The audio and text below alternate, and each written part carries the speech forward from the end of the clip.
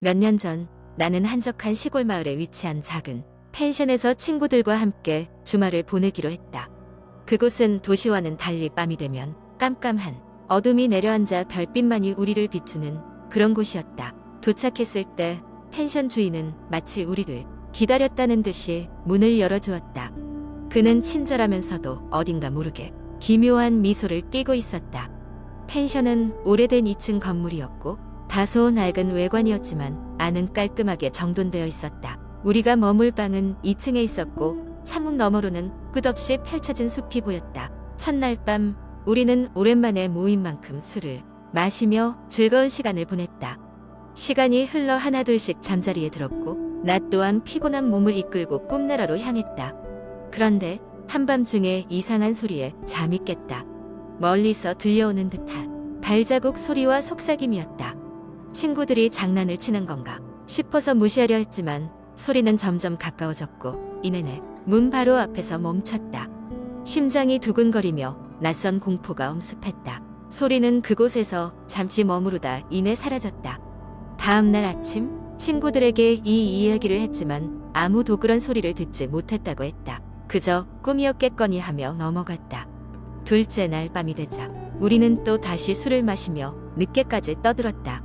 이번에는 내가 가장 마지막으로 잠자리에 들었는데 이상하게도 방에 들어서자마자 소름 끼치는 느낌이 들었다.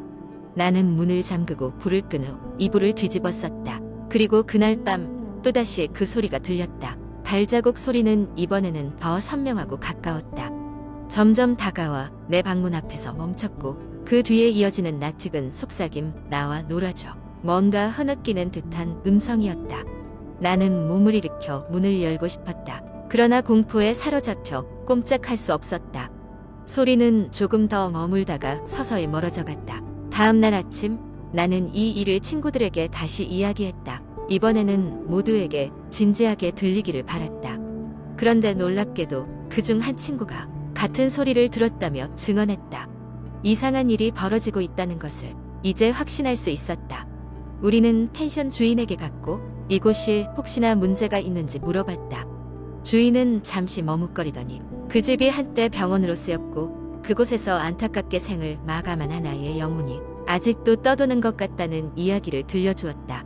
우리는 깜짝 놀랐지만 주인의 말투는 마치 이곳에서 흔한 일인 것처럼 담담했다. 그는 우리에게 괜찮을 거라며 다독였지만 우리는 이미 이곳에 머물 자신이 없어 그날 즉시 짐을 싸서 도시로 돌아왔다.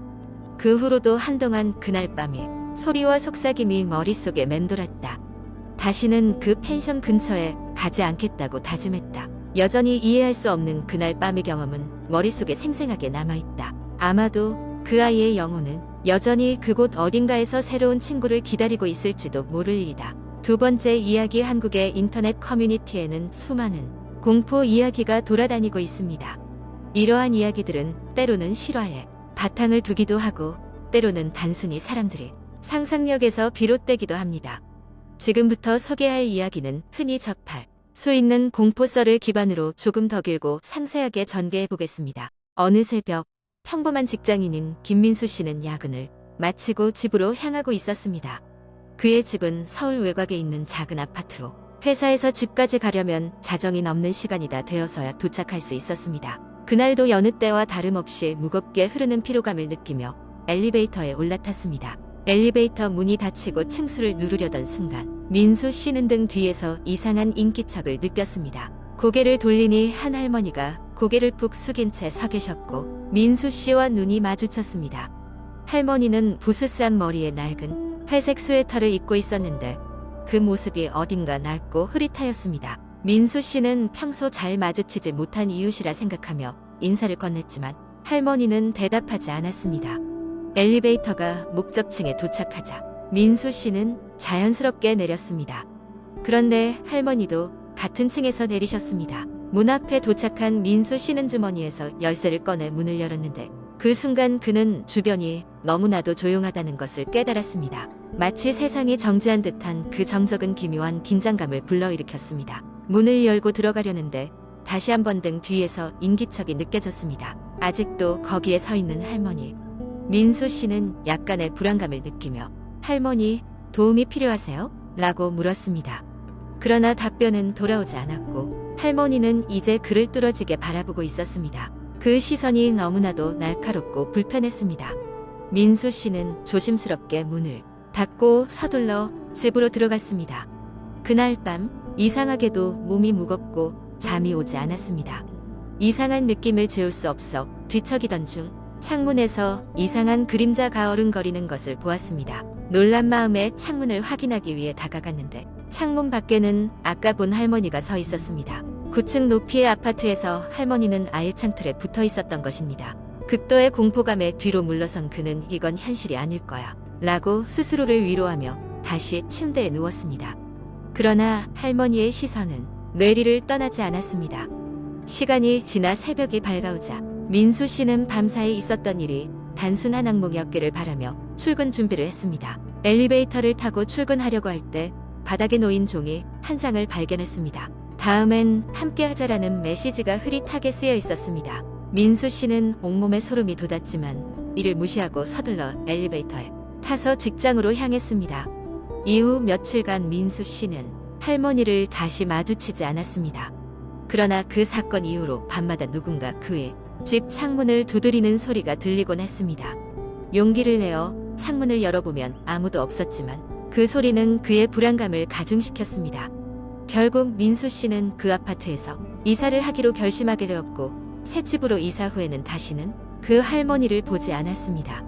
하지만 당시의 그 불가사의한 경험은 그의 기억에 깊게 새겨졌고 때로는 꿈속에서 다시 반복되곤 했습니다. 그런 순간마다 그는 다시금 등골이 오싹해지는 공포를 체험하곤 했습니다. 이 공포썰은 실제인지 허구인지 알 수 없지만 이러한 이야기는 사람들 사이에서 공유되며 하나의 전설처럼 자리잡곤 합니다.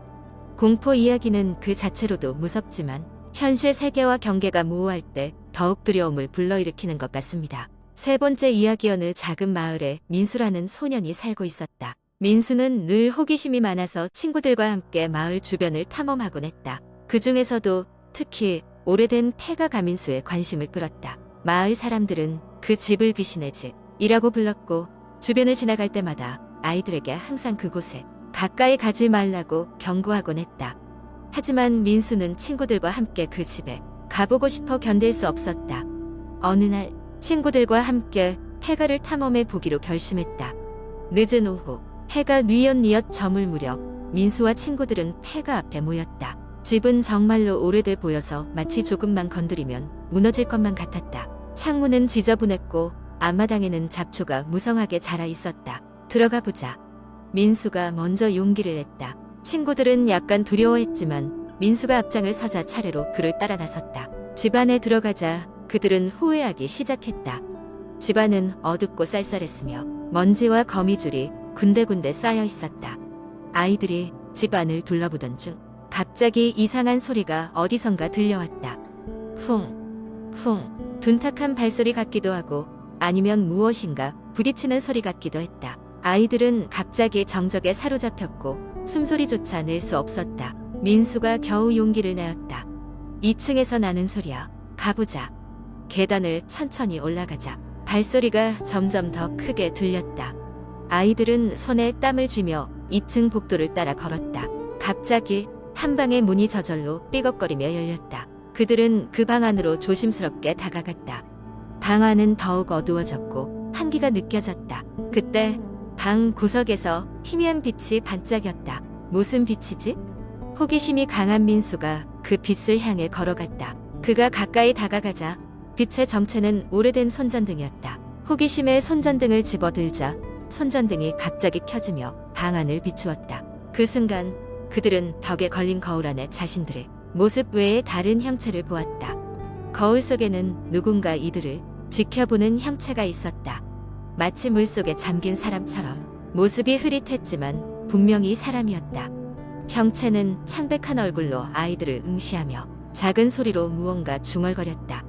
그 목소리는 직접 들리지 않았지만 이상하게도 그 뜻이 아이들의 머릿속에 울려 퍼졌다. 도와줘. 여기서 나가게 해줘. 민수와 친구들은 공포에 질려 비명을 지르며 등을 돌렸다. 빨리 도망치자. 한 친구가 소리쳤다. 아이들은 있는 힘껏 계단을 뛰어내려가 집 밖으로 나왔다. 폐가를 빠져나와 멀리까지 달렸고 그제서야 멈출 수 있었다. 그 후로 민수와 친구들은 폐가에 대해 이야기하는 것을 피했다. 하지만 한 가지는 분명했다. 그 집에 어떤 이가 갇혀 있었던 것은 사실이었다. 마을에는 폐가와 관련해 오래된 전설이 있었다. 바로 예전 이곳에 살던 가족 중 누군가 갑작스럽게 사라졌다는 이야기였다. 어떤 사람들은 그가 죽었을 거라고 말했고, 어떤 사람들은 그가 아직도 그 집에 갇혀 있을지도 모른다고 했다. 민수와 친구들은 폐가에서 있었던 일을 결코 잊을 수 없었다. 그들은 다시는 귀신의 집 근처에 가고 싶지 않았다. 언젠가 그 형체가 자유롭게 풀려날 그날까지 폐가는 여전히 마을의 어둠 속에 고요히 서 있을 것이기 때문이다. 네 번째 이야기. 대학교 시절 나는 산악 동아리에 가입했다. 주말이면 산을 오르고 자연 속에서 잠시나마 일상의 스트레스를 잊곤 했다. 그날도 동아리 친구들과 함께 깊은 산속으로 등반을 가기로 했다. 캠핑을 좋아하던 우리는 산중턱에 있는 외딴 산장을 목표로 삼았다. 그곳은 인터넷에서 추천받은 장소였고 사진으로 보았을 때 정말 운치가 있어 보였다. 일기예보에 따르면 일요일에는 흐리고 비가 온다고 했지만 우리는 토요일 저녁에 출발하기로 했다. 5명의 동아리 멤버, 나, 지수, 영훈, 민수, 그리고 혜진은 토요일 오후에 학교 앞에서 만나 함께 산행을 시작했다. 산길은 생각보다 험난했고 우리 중 몇 명은 장비를 챙기지 않아 더욱 힘든 상황이었다. 그럼에도 우리는 서로를 격려하며 산길을 걸었다. 어느덧 해가 지고 캄캄한 어둠이 산을 덮쳤다. 다행히 스마트폰의 손전등 기능 덕분에 길을 잃지 않고 우리는 산장에 도착할 수 있었다. 지어진 지 오래된 듯 보이는 산장은 생각보다 규모가 컸고 나무로 만들어진 외관이 고풍스러웠다. 문 앞에는 자물쇠가 걸려 있었으나 그 자물쇠는 힘을 주자 곧바로 풀렸다. 산장 안으로 들어가니 싸늘한 공기가 몸을 감쌌다. 산장이 사람의 손길을 오랫동안 타지 않은 듯한 느낌이었다. 무엇보다도 산장 내부는 버려진 물건들과 난장판이 되었고 한쪽 구석에는 낡은 창문이 삐걱거리는 소리와 함께 덜컹거리고 있었다. 그 와중에도 우리는 각자 먹을 것과 잘 준비를 하며 밤을 보낼 계획을 세웠다. 하지만 이상한 일을 느끼기 시작한 것은 그때부터였다. 영훈이 갑자기 밖에서 이상한 움직임이 보인다 고 말했을 때 우리는 조금 긴장했다. 창밖을 내다보았지만 아무것도 보이지 않았다. 그날 밤 지수는 나에게 자꾸만 누군가 자신을 쳐다보는 느낌이 든다고 했다. 난 그녀를 한심시키며 그저 바퀴바람 소리 때문이라고 말했다. 새벽 2시의 경 나는 이상한 소리에 잠에서 깼다. 목재가 삐걱거리는 소리와 함께 뭔가 끌리는 소리가 들렸다. 나는 조심스럽게 문을 열고 복도로 나갔다. 그때 나는 복도 끝에서 길고 검은 그림자가 서 있는 걸 목격했다. 그 그림자는 천천히 나에게 다가오는 것처럼 보였다. 순간 심장이 멎는 듯한 공포에 휩싸여 나는 방으로 되돌아가 동아리 친구들을 깨웠다. 민수는 즉시 침착하게 상황을 정리하고 문을 잠그고 창문을 막았다. 하지만 그 순간 창문 밖에서 무언가가 날카롭게 창문을 긁는 소리가 들렸다. 우리 모두는 공포에 질려 서로를 바라보았고 그 자리에서 한 발짝도 움직일 수 없었다. 몇 분쯤 흘렀을까 소리가 멈췄고 우리는 긴장을 풀 수 있었다. 다음 날 아침 우리는 서둘러 산장을 떠났다. 그곳을 나서던 순간 나는 산장 입구 옆에 작은 글귀가 새겨져 있는 걸 발견했다. 여기서 나간 자는 절대 돌아오지 말 것. 우리 모두는 서로 이야기를 꺼내지 않았지만 이 산장에 다시는 가지 않겠다고 결심한 것은 분명했다. 그 후로 몇 년이 지나도 가끔씩 떠오르는 당시의 기억은 아직도 나를 오싹하게 한다. 산장 외부에서는 아무런 이상 징후도 없었다는 점이 더욱 나를 불안하게 남겼을 뿐이다. 혹시라도 그날 밤 우리가 듣고 본 것이 무엇이었는지를 아는 사람은 아마 아무도 없겠지만 말이다.